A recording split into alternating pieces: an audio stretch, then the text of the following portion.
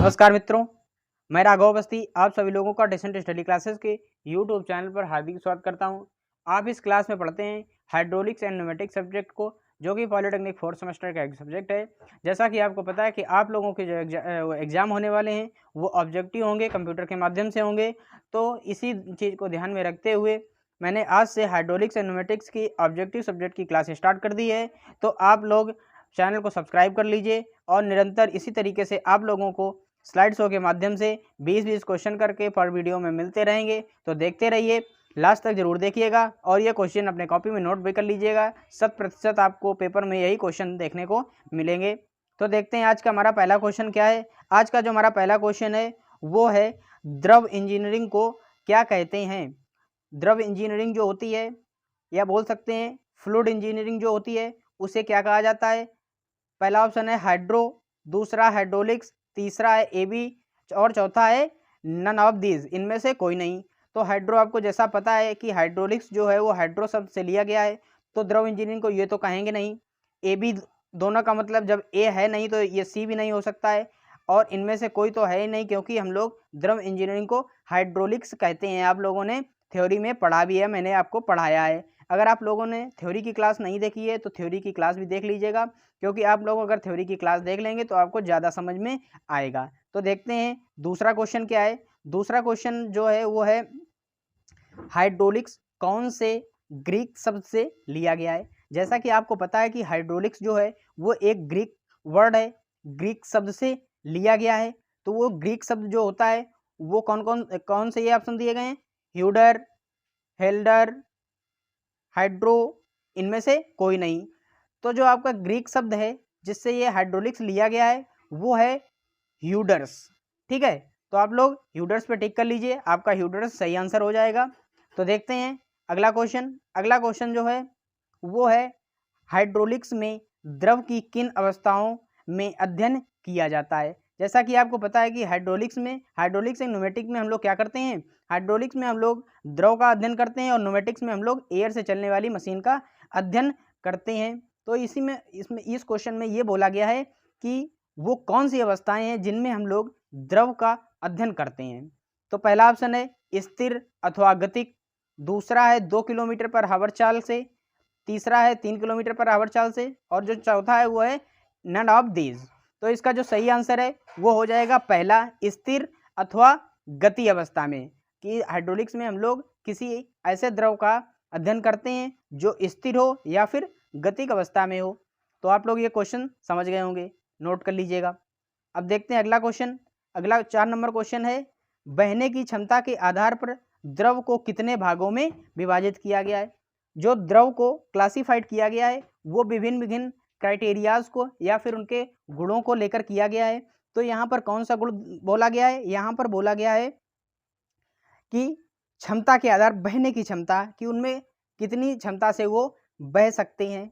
ठीक है, तो बहने की क्षमता के आधार पर पहला ऑप्शन देखिए 2, दूसरा है 4, तीसरा है 3 और जो पांचवा है वो है 5। तो क्या है, जैसा कि आपको पता है थ्योरी में मैंने पढ़ाया भी है कि द्रव को बहने की क्षमता के आधार पर 2 भागों में विभाजित किया गया है। तो आपका आंसर 4 नंबर का हो जाएगा ए सही। आप लोग इसे नोट कर लीजिए। फिर चलते हैं हम लोग अगले क्वेश्चन की ओर। हमारा जो अगला क्वेश्चन है वो देखिए क्या कह रहा है। अगला क्वेश्चन 6 नंबर है, न्यूटन का श्यानता समीकरण होता है। श्यानता समीकरण क्या होता है, जो द्रव न्यूटन के श्यानता समीकरण को फॉलो करते हैं, ठीक है, न्यूटोनियम द्रव कहलाते हैं। ये परिभाषा आप लोगों ने पढ़ी है। तो जो न्यूटन का श्यानता समीकरण होता है वो क्या होता है, वो होता है टाउ बराबर mu d v upon d y. तो ये 3 ऑप्शन गलत हो जाएंगे, ए बी डी, आपका सही आंसर हो जाएगा सी। आप लोग इसे नोट कर लीजिए। फिर अब हम लोग देख लेते हैं अपना अगला क्वेश्चन। हमारा जो अगला क्वेश्चन है 7 नंबर, वो क्या कह रहा है, प्लास्टिक तरल होते हैं। ये 4 तरल दे दिए गए हैं, इनमें बताना है आपको प्लास्टिक तरल कौन सा होता है। पहला है नॉन न्यूटोनियम, दूसरा है आदर्श, तीसरा है न्यूटोनियम और चौथा है सभी। तो इनमें से सभी वाला ऑप्शन तो बिल्कुल गलत हो जाएगा, क्योंकि ये आदर्श द्रव होता है, इसे हम लोग प्लास्टिक द्रव नहीं कहते, और न्यूटोनियम द्रव जो होता है उसे भी प्लास्टिक नहीं कहते हैं। तो इसका जो आंसर हो जाएगा वो आपका, इसका आंसर हो जाएगा क्या, ए नंबर इसका आंसर हो जाएगा सही, नॉन न्यूटोनियम। आप लोग इसे नोट कर लीजिए। फिर हम लोग अगला क्वेश्चन देखते हैं। अब अगला क्वेश्चन देखते हैं। अगला क्वेश्चन क्या कह रहा है, निम्न में असंपीड्य तरल हैं। असंपीड्य का मतलब जिनमें संपीड्यता का गुण नहीं होता है, जिन्हें हम लोग आसानी से दबा नहीं सकते हैं, वो कौन कौन से द्रव होते हैं? पहला ऑप्शन है द्रव, दूसरा है वाष्प, तीसरा है गैस या सभी। तो क्या है, गैस को भी हम लोग कंप्रेस करके सिलेंडर में भरते हैं और जो वाष्प होती है उसे भी हम लोग दबा सकते हैं, क्योंकि ये गैस एक वाष्प का ही रूप होती है। तो इसका आंसर सही हो जाएगा द्रव। तो आप लोग आंसर द्रव पे टिक कर लीजिए, द्रव आपका सही आंसर हो जाएगा। इसे नोट करते रहिए, वीडियो लास्ट तक देखिएगा, क्वेश्चन सारे इंपॉर्टेंट होने वाले हैं, इसी से पेपर में आएगा। ठीक है, तो अगला क्वेश्चन देख लेते हैं। अगला क्या कह रहा है, 9 नंबर क्वेश्चन है जो, वो कह रहा है जो तरल अपने कणों के विस्थापन में प्रतिरोध उत्पन्न करते हैं उन्हें कहते हैं। क्या क्वेश्चन बोल रहा है कि ऐसे द्रव का नाम बताओ जो उनके बीच में उपस्थित जो कण होते हैं, द्रव के जो कण होते हैं, उनको बहने में रुकावट उत्पन्न करते हैं। तो इस प्रकार के द्रव को हम लोग क्या कहते हैं? तो इस प्रकार के द्रव को हम लोग कहते हैं व्यवहारिक तरल। तो आपका आंसर सी हो जाएगा करेक्ट। इसको नोट कर लीजिए और सी आंसर लगा लीजिए। अब हम लोग चलते हैं आगे की ओर। अगला क्वेश्चन है हमारा, तरल का घनत्व होता है। तो इसमें क्या पूछ दिया गया, तरल का घनत्व। तरल की घनत्व जैसे कि आपको परिभाषा पता है, तरल का घनत्व क्या होता है, एकांक आयतन में उपस्थित द्रव मास की संख्या को हम लोग घनत्व कहते हैं। ठीक है, आयतन कितना हो, एकांक हो, यहाँ पर अगर v हो जाए कितना, v बराबर हो जाए 1, तो क्या है, एकांक आयतन वाले द्रव का जो मास होगा वही घनत्व कहलाएगा। तो इसका ऑप्शन हो जाएगा 20 बिल्कुल सही। तो इसे नोट कर लीजिए। अब हम लोग अगला क्वेश्चन देख लेते हैं। हमारा जो अगला क्वेश्चन है वो क्या कह रहा है, अगला क्वेश्चन देखिए, थोड़ा सा नीचे कर लेते हैं। अगला क्वेश्चन है जो, वो है घनत्व की एमकेएस में इकाई होती है। पहला ऑप्शन है किलोमीटर पर मीटर स्क्वायर, दूसरा है किलोग्राम पर मीटर क्यूब, तीसरा है किलोग्राम पर मीटर और चौथा है किलोग्राम पर मीटर स्क्वायर। तो इसका जो करेक्ट आंसर है वो बी हो जाएगा सही, किलोग्राम पर मीटर स्क्वायर। जैसा कि आपको पता है कि घनत्व क्या होता है, m अपॉन v होता है। यहाँ पर m को हम kg में लेते हैं और जो v है आयतन होता है उसकी मीटर क्यूब हो जाएगी यूनिट। तो क्या हो जाएगा ये, किलोमीटर पर किलोग्राम पर मीटर क्यूब। ठीक है, ये समझ गए होंगे आप लोग अच्छे से। इस पर क्वेश्चन न्यूमेरिकल भी आ सकता है, इसी तरीके से आप लोग लगाएंगे कि यहाँ पर क्या आपको m दे दिया जाएगा और यहाँ पर आपको v दे दिया जाएगा। ठीक है, और आपसे घनत्व पूछ लेगा। ठीक है, इस पर न्यूमेरिकल मैंने करवाए भी हैं, वीडियो देख लीजिएगा। अब हम लोग चलते हैं अपने अगले क्वेश्चन की ओर। जो 12वां क्वेश्चन है वो क्या कह रहा है, देखते हैं। शुद्ध जल का घनत्व होता है। इसमें क्या पूछ दिया, शुद्ध जल का जो घनत्व होता है, सीधे सीधे याद कर लीजिए, 999 किलोग्राम पर मीटर क्यूब होता है। यूनिट से भी ध्यान रख सकते हैं कि घनत्व की यूनिट जो होती है वो किलोग्राम पर मीटर क्यूब होती है। तो यूनिट से भी आप इनको कुछ डिटेक्ट कर सकते हैं। जैसा कि एक ये गलत हो जाएगा, आप लोग ज़्यादा सोचिएगा नहीं, आप लोग सीधे इस वैल्यू को याद कर लीजिएगा। ठीक है, तो चलते हैं आगे की ओर। अगला क्वेश्चन देखते हैं, अगला क्या है। अगला जो 13 नंबर क्वेश्चन है वो कह रहा है पारा का घनत्व। अब इसे भी आपको सीधे याद कर लेना है। घनत्व पूछ दिया तो यूनिट तो किलोग्राम पर मीटर क्यूब होनी ही चाहिए। तो क्या ये भी गलत हो गया, ये भी गलत हो गया, ये मैच नहीं करना है। तो आपको वैल्यू याद रखनी है। 13,500 कितना हो जाएगा, ये आपका आंसर सही हो जाएगा। कितना, ये 13,558। ठीक है, तो इसे नोट कर लीजिए आप। अब हम लोग देख लेते हैं अपना अगला क्वेश्चन। अगला क्वेश्चन देखिए क्या कह रहा है। अगला क्वेश्चन फिर से घनत्व से रिलेटेड है, वो है ग्लिसरीन का घनत्व बताइए। ग्लिसरीन का घनत्व भी आपको याद कर लेना है। क्या, यूनिट से डिटेक्ट करो। पहले ये गलत हो गया, किलोग्राम पर मीटर है तो गलत हो गया, क्योंकि घनत्व की जो यूनिट होती है वो किलोग्राम पर मीटर क्यूब होती है। दूसरा भी गलत हो गया, किलोग्राम पर मीटर स्क्वायर है। इन दोनों में आपको छांटना है। तो क्या होता है, 1200 किलोग्राम पर मीटर स्क्वायर ग्लिसरीन का घनत्व होता है। ये आपको सीधे याद ही करना है। तो अब हम लोग देख लेते हैं अपना अगला क्वेश्चन। वीडियो पूरा देखते रहिए, वीडियो को लाइक कर दीजिएगा अगर वीडियो आपको पसंद आ रहा हो। क्वेश्चन आपके इसी से फंसने वाले हैं। आप लोग डेली क्लास इसी तरह देखते रहिए और ये क्वेश्चन नोट कर लीजिए या इनका स्क्रीनशॉट लेकर रख लीजिए। ठीक है, तो 15 नंबर क्वेश्चन देख लेते हैं। 15 नंबर क्वेश्चन क्या कह रहा है, विशिष्ट भार होता है। तो विशिष्ट भार बराबर होता है कि एकांक आयतन में जो भी उसका किया गया कार्य होता है उसे हम लोग विशिष्ट भार कहते हैं या फिर वेट कहते हैं। ठीक, एकांक आयतन में उपस्थित द्रव का जो वेट होता है, W, कैपिटल W, उसे हम लोग क्या कहते हैं, घनत्व कहते हैं। तो आपका जो आंसर है वो हो जाएगा सही, कौन सा, ए नंबर ऑप्शन सही हो जाएगा। तो इसे आप लोग नोट कर लीजिए। फिर अब हम लोग चलते हैं अपने अगले क्वेश्चन की ओर। अब देखते हैं हमारा अगला क्वेश्चन जो है वो क्या कह रहा है।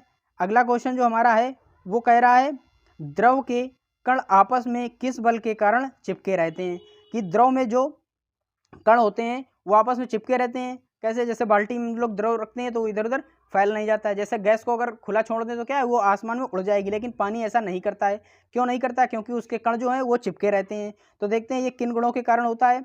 सबसे पहला चुंबकीय बल, दूसरा इलेक्ट्रिक बल, तीसरा गुरुत्वाकर्षण और चौथा है आणविक आकर्षण। तो चुंबकीय बल क्या है? चुंबक में लगता है, द्रव में लगेगा नहीं, ये ऑप्शन इसलिए गलत हो गया। इलेक्ट्रिक बल क्या है? इलेक्ट्रिसिटी में लगता है, ये भी गलत हो गया। गुरुत्वाकर्षण क्या है? पृथ्वी और उसके गुरुत्व केंद्र के मध्य लगता है, तो गुरुत्वाकर्षण हो गया। तो आपका आंसर सही हो जाएगा आणविक आकर्षण में, क्योंकि अणुओं के मध्य लग रहा है, यहाँ पर नाम से ही क्लियर हो रहा है। ठीक है, तो आपका जो आंसर हो जाएगा, आपका आंसर हो जाएगा आणविक आकर्षण बल। ठीक है, इसे आप लोग नोट कर लीजिए, यही आपका आंसर सही है। अब हम लोग अगला 17 नंबर क्वेश्चन देख लेते हैं। हमारा जो 17 नंबर क्वेश्चन है वो देखते हैं क्या कह रहा है। 17 नंबर क्वेश्चन है एक स्ट्रोक सीजेस प्रणाली में होता है। क्या पूछ दिया गया? एक स्ट्रोक का मान सीजेस प्रणाली में क्या होता है। तो इसका जो आंसर हो जाएगा वो सीधे याद कर लीजिए आप लोग, 1 सेंटीमीटर स्क्वायर पर सेकंड होता है। सीधे आपको सिर्फ याद ही करना है, दिमाग ज़्यादा नहीं लगाना है। ठीक है, तो ये आपका आंसर हो जाएगा। अब चलते हैं अगले क्वेश्चन की ओर। अब देखते हैं अगला क्वेश्चन हमारा क्या है और क्या कह रहा है। अगला क्वेश्चन है पेट्रोल के गतिक श्यानता होती है। कि पेट्रोल की जो गतिक श्यानता होती है वो क्या होती है। ये भी आपको सीधे याद ही करना है, क्योंकि पेपर है नज़दीक और इतनी थ्योरी आप लोग पढ़ नहीं सकते। तो सीधे सीधे, और ये क्वेश्चन है इंपॉर्टेंट, इसलिए आप सीधे रट लीजिए। ये क्या है? 0.585 10⁻⁻6 मीटर स्क्वायर पर सेकेंड। ठीक है, तो इसका जो आंसर हो जाएगा वो सी नंबर बिल्कुल करेक्ट हो जाएगा। इसे नोट कर लीजिए आप लोग। अब देख लेते हैं अपना अगला क्वेश्चन। अगला क्वेश्चन थोड़ा सा छोटा इसे कर लेते हैं। ठीक है, अब हो गया। अगला क्वेश्चन 19 नंबर देख लेते हैं। 19 नंबर क्वेश्चन क्या कह रहा है, इसे नीचे कर लेते हैं थोड़ा सा। हाँ, अब देखते हैं 19 नंबर जो क्वेश्चन है वो क्या कह रहा है कि द्रव के ही अणुओं में आपस में आकर्षण बल कहलाता है। कि द्रव के जो आपस में जो उनके मध्य में आकर्षण बल होता है, जिसके कारण वो चिपके रहते हैं, उस बल को हम लोग क्या कहते हैं। तो उस बल को हम लोग सहसंजन बल कहते हैं। एक ही द्रव बोला है इसने, मतलब सेम द्रव होंगे, अलग अलग द्रव नहीं होंगे। तो क्या है, सेम वस्तुओं के बीच में जो बल लगता है उसे सहसंजन बल कहते हैं। और अलग अलग द्रवों जैसे दूध और पानी चिपके रहते हैं, या फिर बोर्ड पर हम लोग मार्कर से लिखते हैं तो मार्कर की इंक बोर्ड पर चिपक जाती है, तो ये जो होगा वो हो जाएगा आसंजन बल के कारण। ठीक है, अगर एक ही द्रव है तो उसका हो जाएगा ये ससंजन बल। तो यहाँ पर आपका ए आंसर सही हो जाएगा। ए आंसर पर आप लोग टिक लगा लीजिए या इसे नोट कर लीजिए। अब हम लोग देखते हैं आज का नेक्स्ट क्वेश्चन और लास्ट क्वेश्चन भी।